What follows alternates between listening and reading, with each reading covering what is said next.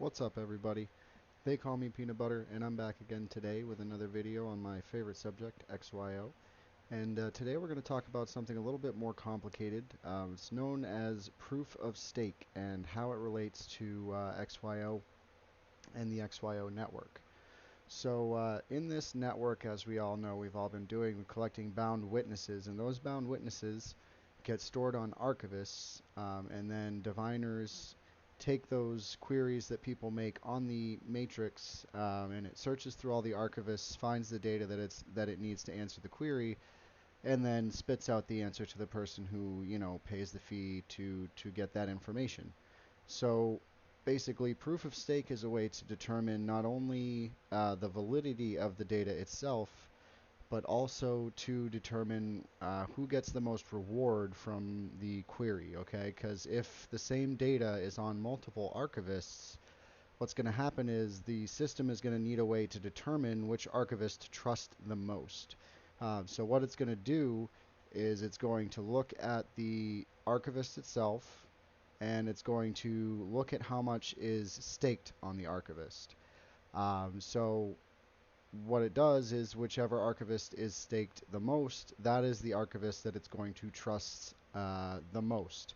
So it's going to trust that archivist's data over all other archivists. It is still going to give a small reward to the other archivists for confirming or reconfirming the data and making sure that it is valid, but basically the biggest reward is going to go to whoever has the most stake in that node, okay?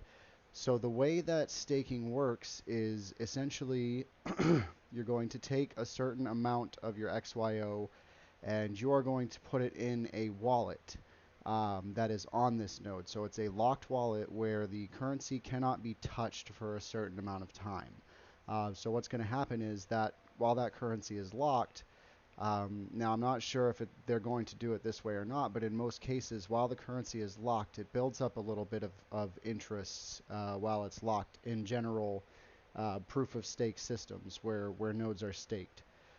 So what's going to happen is not only are you going to get the rewards for the query itself for any bound witnesses that get queried on your archivist, but if you stake for a specific amount of time, basically what's going to happen is if it stays there for that amount of time and the archivist stays running and no problems are detected on the archivist, which is another thing that I'll get into, um,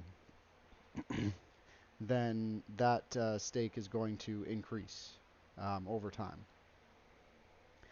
So another reason that they use the proof of stake system is because they need to find a way to punish people who are trying to maliciously attack the network by providing false data or trying to manipulate the network and get currency by providing false data to the network, okay?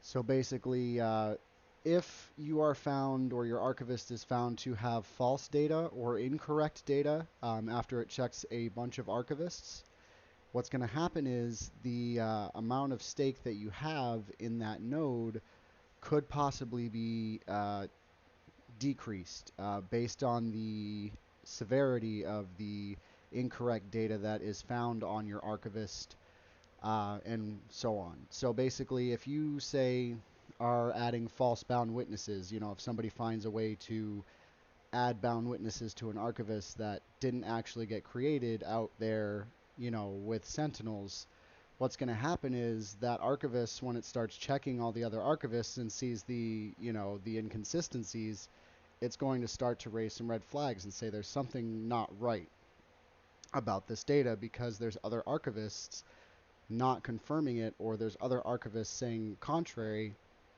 So there's incorrect data on this archivist. So what it's going to do is it's going to continue to research, and once it figures out exactly how much of that data is incorrect, it's going to determine how much of that stake is taken away. So basically, that is a way to deter people from manipulating the network or trying to cheat the network into giving it XYO with false data. So this is a very important part of the network because it needs to have a way to confirm that the data is actually correct. Because normally in centralized systems, what happens is everything stays on one server. So because everything stays on one server, there's no need for a trust system because everything is on a central server. So they don't need to confirm data because it's all stored in the same spot. Now, that is a obviously efficient way to store data, but it's also a very dangerous way to store data because if you put something on a centralized network, somebody only needs to figure out how to get into that one server, and it has access to every piece of information that's on that network, right? So that's the beauty of the XYO network is all of these archivists look at them like individual servers for the network, okay? So all of these servers are run by different people, meaning nobody has a way to access all of them all at once because they would have to know all of these people, all of their IP addresses, and all of that, so on. So, to try to figure all that out would be quite a task. And it's definitely something that I couldn't even fathom somebody being able to do once the network is absolutely completely set up and there's literally thousands of archivists, millions of bridges, and billions of sentinels out there, in the world. So basically, that's how proof of stake works. I hope I explained it in a clear enough way. Sorry if it didn't make too much sense. It's a little bit complicated to explain. So I do hope that this was helpful for you guys and maybe gave you a little bit more understanding of maybe why the matrix and the archivists or the bound witnesses aren't uploading properly. Sometimes when they're working on the matrix, it's going to cause issues and all of that because there's so many different servers going on, there's so many different devices that one bad device could cause the whole system to start to go a little funky. So it's going to take a long time to get it perfect. It's not going to happen overnight. It's going to take a very long time to perfect the system, especially a system that works the way that this one works, because it basically has to find a way to make sure that all of these devices work properly. And if the device is not working properly, they need to be able to basically cut off its ability to add to the network so that it doesn't corrupt the system. So this is a huge undertaking that's going to take a long time and a lot of hard work.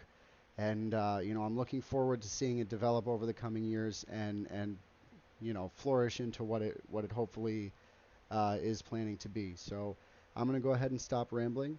I do want to thank you guys for watching, and I hope you guys have a great week. Happy mining.